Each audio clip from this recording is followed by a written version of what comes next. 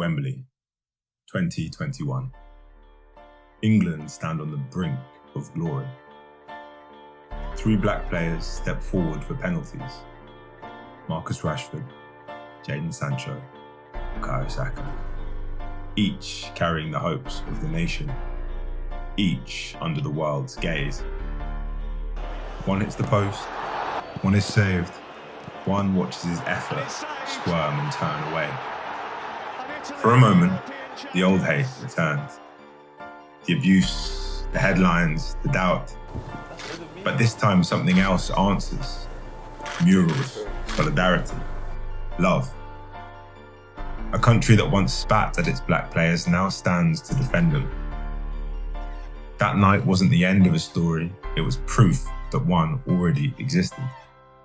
A story that began 70 years earlier on a ship called the Empire Windrush.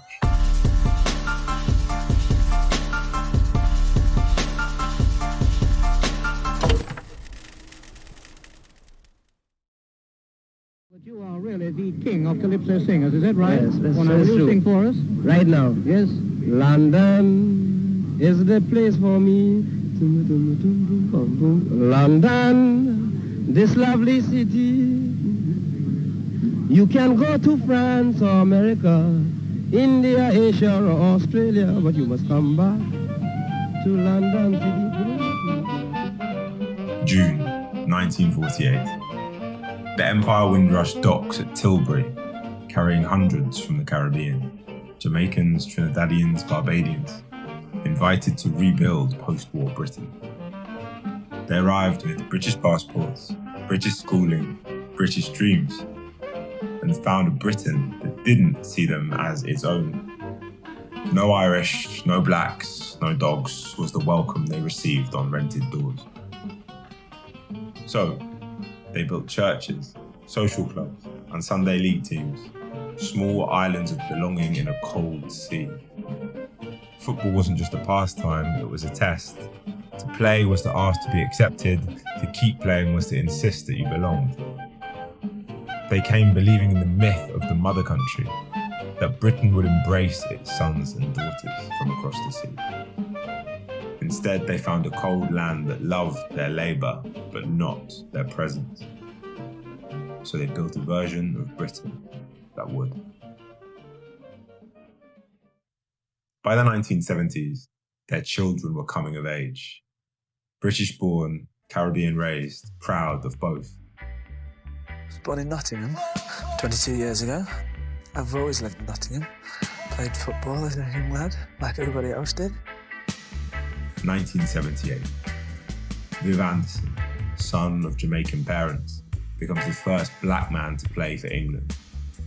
30 years after Empire Windrush docked, the colour line finally breaks. He plays for Nottingham Forest under the legendary Brian Clough, a manager who cared only for talent. If he's good enough, he plays. Anderson's calm authority on the pitch matched Clough's faith in him. He was no token. A vital part of Forest's defence, and occasionally attack, he helped them win the European Cup in 1979 and again in 1980, becoming the first black British footballer to lift Europe's biggest prize. His composure in that team of champions was a quiet revolution of its own. But beyond the stadiums, England was still hostile. It was Britain's most racially charged election. It's a disgusting thing and we should all be ashamed of it. And turned immigration into a battleground. The blacks come here to exploit the whites. It tore one community apart, Smethwick was not ready. leading to violence, assassination attempts, and even a British Ku Klux Klan. This meeting here tonight is to form the Birmingham branch of the KKK. And took a single West Midlands street to the brink of official racial segregation. Across the Midlands, in Smethwick, a suburb of Birmingham, widely seen at the time as the most racist place in England, a 1964 election had run the slogan, "If you want for a neighbour, vote Labour." The National Front marched through the same streets, recruiting openly on the terraces. This was the country that Viv Anderson represented, and ultimately transformed. Football didn't change overnight, but every tackle, every goal, every calm reaction to hate chipped away at the old order. These men didn't march, they didn't shout, they changed mind with football boots and quiet dignity. Cunningham letting the ball beat Houston, and he's away again to show. Just 1.3 miles from Smethwick, at the Hawthorns in West Bromwich, something extraordinary was happening. Cyril Regis, Cunningham, Brendan Batson, 3 black men playing together in one of England's most racially divided regions. Away fans held a boost, chants like "pull the trigger, shoot," but 25,000 Albion supporters answered louder. Laurie, Cunningham. Laurie, Cunningham. The trio weren't selected because they were black. They played because they were brilliant. Cunningham's grace, Regis's power, Batson's composure. Together they turned hate into history. The Hawthorns, once a recruiting ground for the far right, became a stage for pride and possibility. 3 black players changing the mood of a region 1.3 miles from one of its most racist corners. When Viv Anderson pulled on the England shirt that same year, he didn't stand alone. He stood shoulder to shoulder with men like these. Well, some of the crowd are on the pitch. Then came John Barnes. Born in Kingston, Jamaica in 1963, a year after independence, but still in Britain's orbit, he arrived in London as a young teenager. By his 20s, he was dazzling for Liverpool. He was an incredibly technical player, playing in a variety of positions and capable of scoring almost every type of goal, whether it was a free kick or a memorable goal against Brazil in the Maracana Stadium in 1984. But Britain remained hostile ground. The National Front handed out leaflets outside the same stadiums he played in, singing that football was for, quote, white England. And in the middle of it all stood Barnes. Young, composed, brilliant. A banana lands at his feet in 1984. He backheels it away without flinching. That single touch became a symbol of grace under fire. Barnes wasn't only Liverpool's star, he was a mirror for Black Britain, a beacon for the world. In Kingston, kids emulated his stepovers and dips, and in Malawi, my father heard him dance across the airwaves. The rhythm of black joy carried across British static.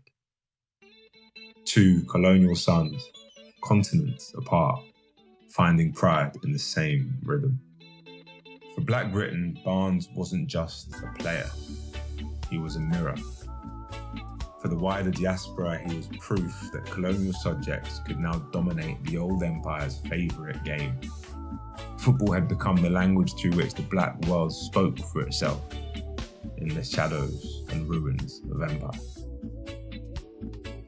Barnes proved that brilliance could be both cerebral and black, that a man of colour could think the game as beautifully as he played it.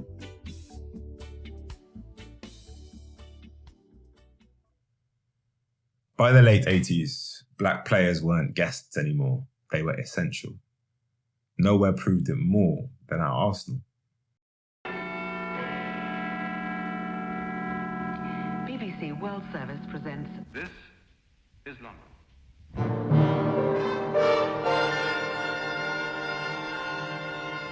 Paul Davis, David Rocastle, Michael Thomas, Kevin Campbell, 4 London lads of Caribbean extraction. On the final night of the 1988-89 season at Anfield, Mickey Thomas burst through and scored the goal that won Arsenal the league. Black core of players lifting the title from Liverpool on their own turf, a symbolic shift in English football's power and perception. They played with skill, unity and quiet pride, It was proof that Black Britain wasn't just contributing to the game, it was defining it. These weren't pioneers anymore, they were professionals. Black players weren't fighting to be seen, they were fighting to win. And that normality, that unremarkable excellence was itself revolutionary. Then came Ian Wright. You're out your mind, bodies in swing. You have the strength, do the right thing. Woo! From South London's council estates to Highbury's marble halls, Wright was cool, confident, emotional, excellent, and for millions, just like us. He laughed, he cried, he celebrated wildly. You felt like you could know them. He made football feel personal again. He carried the confidence of a new generation, one that no longer sought permission to belong. He wore his Caribbean roots with pride.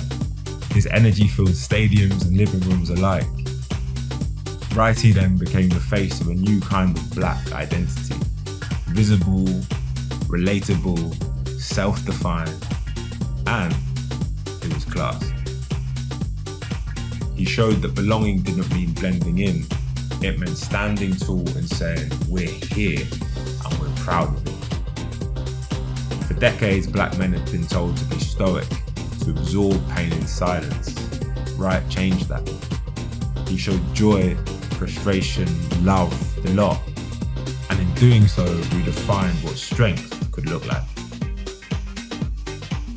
Alongside Andy Cole, Les Ferdinand, Paul Ince and countless others, Wright's generation didn't just open doors, it made sure that no one could close them again.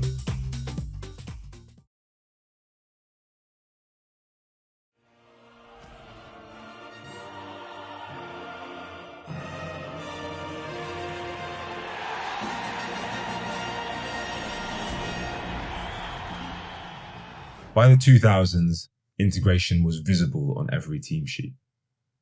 The 2006 England World Cup squad, nearly half Black Caribbean or mixed heritage. Rio Ferdinand, Sol Campbell, Ashley Cole, Jermaine Defoe, Jermaine Genius, Aaron Lennon. What became the Windrush was now woven into the flag and the team that represents this nation. Black players were no longer symbols of change, they were the system, the team, the representative itself. The prejudice hadn't vanished, monkey chants persisted, as did racist tabloid bias and racialised player profiling. But the argument over belonging was finished. Football looked like Britain aspired to be, diverse, cohesive, confident. The question was no longer whether Black players belonged, it was whose culture football now belonged to. The language in the dressing room, the rhythm in the stands, English football began to move with a Caribbean heartbeat. What began in the streets of Brixton and Birmingham had now become part of the nation's game at every layer of the pyramid.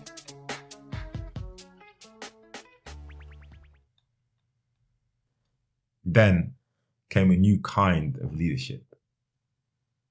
Players who didn't just perform, but spoke.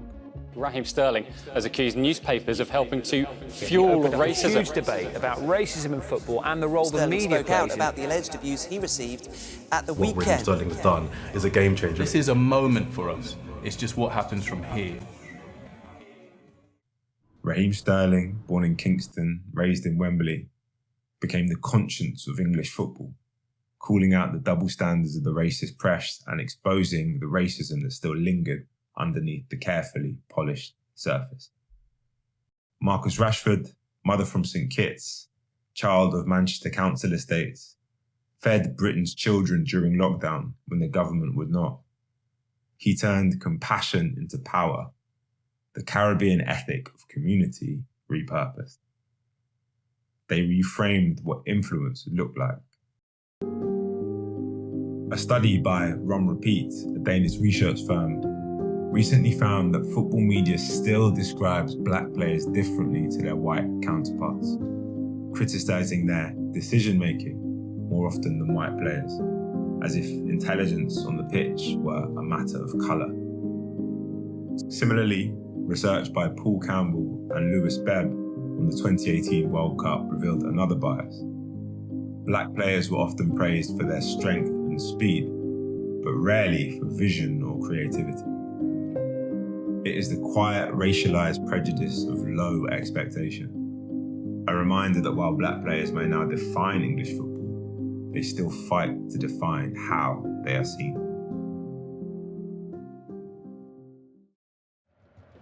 Germany, 2024. Another tournament, another penalty shootout, another Wembley in spirit. 5 black players stand over penalties. Cole Palmer, Jude Bellingham, Bukayo Saka, Ivan Toney, Trent Alexander-Arnold. 4 of them carry Caribbean roots, the legacy of Windrush in their veins. But one, Saka, is different. The child of Nigerian parent. He stands at the bridge between 2 worlds. The Caribbean story that built Black Britain and Black British football, and the African story now shaping what it becomes. This time, all 5 score. Cole, Jude, Bukayo, Ivan, Trent. England win. A moment, and it was just a moment, of release, redemption, and recognition. 3 black boys had stepped up and missed in 2021. 3 years later, 5 stepped up and scored. A circle closed, a chapter redeemed. These players aren't symbols of progress, they're proof of it. The Caribbean generation barged down the door. The African generation now moves through it. But let's not mistake applause for equality. Football's acceptance has always been conditional. Welcome when you win, disposable when you don't. When those penalties were missed in 2021, the backlash wasn't disappointment, it was racism. The old hatred in a new shirt. The game may have learnt to love its black stars, but often as decoration, not as equals. A burst of colour in the anthem, a smile on the screen. Ornamental, so they say, not foundational. Outside the stadiums, racism persists, and inside too, in hiring, in coverage, in coded language. Football can showcase progress, but it can't yet claim that it represents it. England cheered as 5 black men scored, but that roar, for now, belongs to football, not yet the country beyond it. 76 years. From a ship at Tilbury to the roar of a stadium, from exclusion to ownership. The 1970s was struggle, the 80s defiance, the 90s pride, the 2000s integration, the 2010s a voice, and the 2020s redemption. Football became the mirror in which Britain saw itself. The game that once mocked its black players now depends on them. From Anderson's first cap in European Cups, to Cunningham's move to Madrid, from Barnes's grace to Wright's pride, from Sterling's charity and clarity to Bukayo Saka's smile and stunner of a left peg. This is how belonging looks. From Windrush to Wembley, Black Britain didn't just play England's game, it changed it, transformed it, and in doing so, transformed England herself. In the end, this isn't just football history, it's the story of how a people remade a nation. One match, one goal, one generation at a time. Thanks for watching. See you on the next one.